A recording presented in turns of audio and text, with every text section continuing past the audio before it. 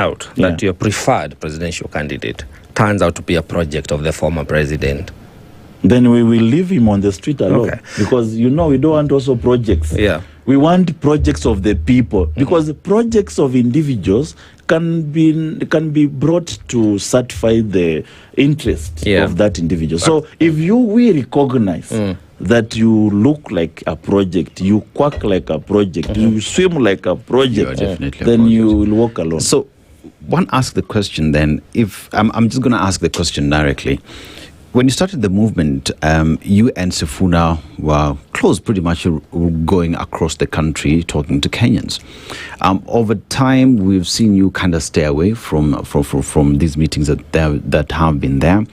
And one asks the question then, when Kenyans identified with the movement and saw this as the alternative that they want, as the future that they want, do you think that as we speak right now, Linda Mwananchi has lost the plot by seemingly quoting or being in bed with those that Kenyans have said no to? And how does that then affect the movement moving forward? We cannot condemn Linda Mwananchi now because it is still sailing.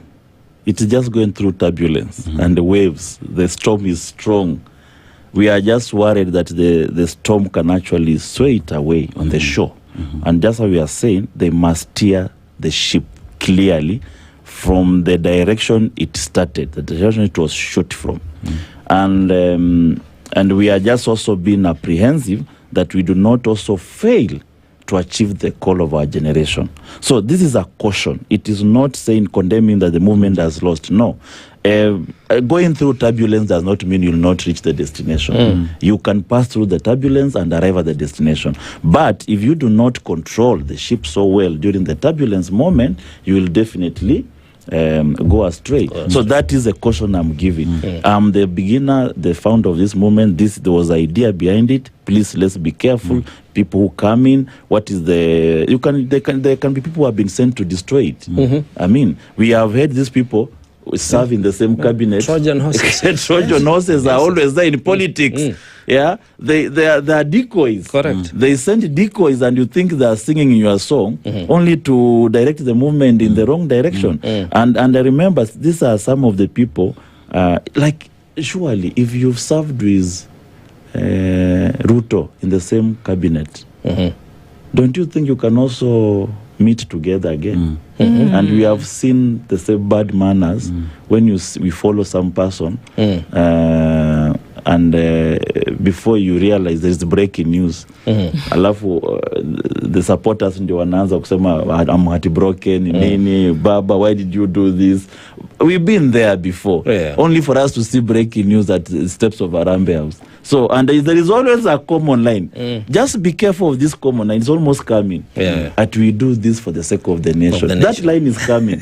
Just watch this space. There is a line that they are fond of using. That the nation is bigger than all of us. Like we are going to do this for the sake of that line is coming very soon. You will see it. Even the 2000. And that is the reason why we are refusing to go back to that line. Let us clear the nation once and for all so that we do not do this again for the sake of the nation. In 2007, for the sake of the nation, after people died and went to war, the three presidential candidates decided to form a presidency. Kalonzo became the vice president, and then Raila became the prime minister.